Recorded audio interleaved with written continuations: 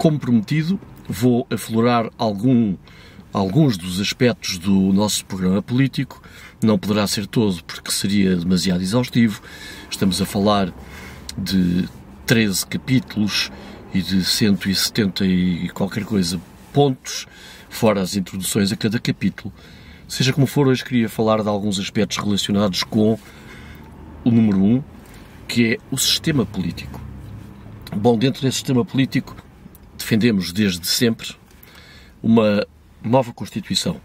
Esta Constituição é datada, é da altura do PREC, foi feita sob intimidação do Pacto MFA-Partidos e é uma Constituição que realmente não nos interessa, mas eu não me vou debruçar sobre este ponto. Também não vou falar sobre o ponto da abolição do direito à greve, deixo isso para a próxima intervenção, porque quero explicar um bocadinho esse contexto e essa proposta, que também limita a atividade dos sindicatos, ou melhor, vai reformulá-la.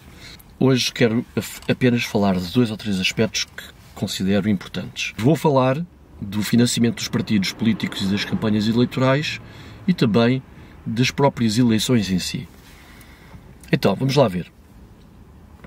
Sabiam que os partidos políticos com representação parlamentar recebem todos os anos uma avultada quantia paga com o dinheiro dos seus impostos?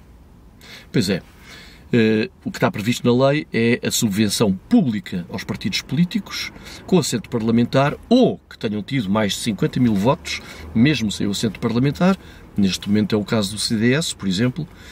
E esses partidos recebem por ano cerca de 3,5€ por cada voto. Agora imagino quanto é que não receberá o PS, que é o partido que foi mais votado nas últimas eleições.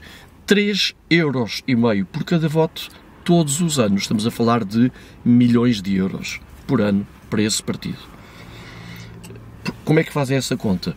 É 135 avos do IAS, que neste momento se situa, creio eu, que em 509€. A proposta do ERGT é, muito bem, manter as subvenções aos partidos políticos. Enfim, se o sistema, se a estrutura de poder prevê a existência de partidos políticos como sendo fundamental para o próprio exercício do poder, nomeadamente através da eleição de deputados que depois, por sua vez, vão fazer as leis, então é perfeitamente compreensível que o erário público financie os partidos, mas financia com conta, peso e medida. E aquilo que nós defendemos é a baixa substancial da subvenção aos partidos, passando para 1.400 avos, estamos a falar de cerca de 1€ e pouco por voto, e já não é nada mau. E além disso, todos os partidos, sem exceção, deviam receber subvenção, porque a carga d'água é que só recebem os partidos com assento parlamentar ou com mais de 50 mil votos. Então as pessoas que votam num partido que tenha tido 10 mil, ou 11 mil, ou 5 mil, não importa, essas pessoas não contam, não existem? São menos que as outras, só porque são em maior número? Por isso, aquilo que nós defendemos é a subvenção para todos os partidos, sem exceção, em função, sim, do número de votos, mas com a atribuição de uma subvenção substancialmente mais reduzida, para cerca de 1/3 do valor que atualmente está previsto em lei. Há ainda uma outra situação, que talvez não saibam e fica a saber.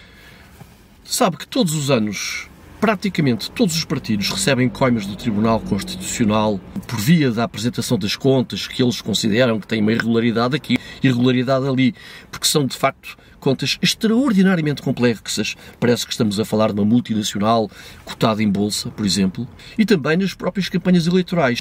Quase todos os partidos, em quase todas as campanhas eleitorais, são alvo de coimas pelas contas da campanha. E vejam a injustiça disto. Os partidos que recebem subvenção estatal recebem coimas. Os partidos que não recebem subvenção estatal, ou seja, são tratados de um modo diferente, mas na altura de pagar, são iguais. Recebem coimas também.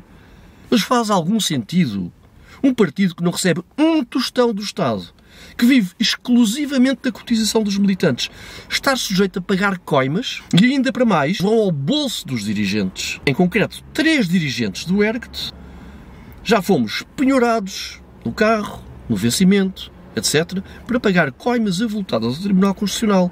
Isto é de uma injustiça, é asfixiante, é revoltante, mas isso acontece. Fique com esta nota. E não há coragem política em Portugal para se mudar isto. E o ERG está a propor isto há anos sem fim. Outro assunto, e que tem a ver também com a injustiça eleitoral, é o seguinte. Nas últimas eleições o CDS teve cerca de 80 mil votos e não elegeu. Já o Partido Livre teve menos 20 mil votos que o CDS e elegeu Rui Tavares. Ou seja, isto também não é justo. Não é justo que haja círculos eleitorais, que é meramente um mecanismo eleitoral que gera uma profunda dispersão de votos. Ou seja, há certos círculos eleitorais menores que elegem apenas 2 deputados, como Porto Alegre, ou 3 como Beja, por exemplo, 4 Guarda e por aí fora, e depois há os maiores, como Lisboa e Porto, que já elegem várias dezenas de deputados. O que acontece é que muitos partidos têm votos em alguns círculos que não lhes permite eleger deputados, ou seja, são votos, na verdade, praticamente perdidos. Aquilo que nós defendemos é a existência de um único círculo nacional, em vez dos 22 que teimam em persistir. Um círculo nacional que inclua os 18 distritos ou os 18 círculos de Portugal continental, mais os 2 das ilhas, Açores e Madeira, e os 2 da emigração, Europa e resto do mundo. Ou seja, que todos esses votos contribuam para um único círculo, como de resto acontece para as eleições europeias. E acabar com o método de que apenas favorece os partidos mais votados, porque às tantas estão a eleger deputados com meia dúzia de votos. Ao fim de irem acumulando deputados, os últimos já são eleitos com meia dúzia de votos. E, portanto, aquilo que nós defendemos é a proporção rigorosa entre o número de votos e o número de eleitos. São medidas que são profundamente justas, andamos a defendê-las há anos, mas, efetivamente, os partidos do arco do poder, os partidos grandes, não querem acompanhar nisto porque saem muito beneficiados e estão-se a blindar no poder. Financiamento dos partidos e método eleitoral são 2 alterações que não há razão para que não aconteçam. É preciso vontade e coragem política tão só.